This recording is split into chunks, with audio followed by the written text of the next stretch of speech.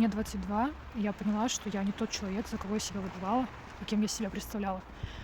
Не знаю, говорит кто-то об этом или нет, но я пришла к такому ужасному осознанию, что в свои 22 я, по сути, не знаю вообще, кто я и что я, потому что после выхода из деструктивной семьи такие люди, как я, они меняют, должны поменять свой принцип жизни, и оказывается, что все, что они делали, это было для выживания. То есть мы учились выживать и подстраивались под этот мир, под эту токсичную атмосферу.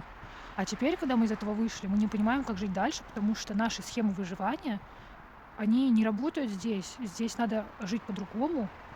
И ты, по сути, ты выходишь голый, тебе 20 лет, кому-то 30, кому-то 40, и ты не понимаешь вообще, кто ты и что ты. Тебе надо создавать себя с нуля, в то время как кто-то уже создает карьеру, семью, чего-то добивается, а ты просто теряешь то, что даже было, и непонятно, куда идти, на своем ли ты вообще месте, чего ты хочешь, что из твоих мыслей и привычек это навязанное, а что реально твое. И мы сидели с психологом, выписывали мои установки, то есть основные мысли и фразы, которые имеют для меня большое значение. И оказалось, что это все, это то, что мне говорили мои родные, то, чего я всегда так боялась. Я головой понимаю, что это пиздец, но это ужасно, типа вот по этим установкам нельзя жить.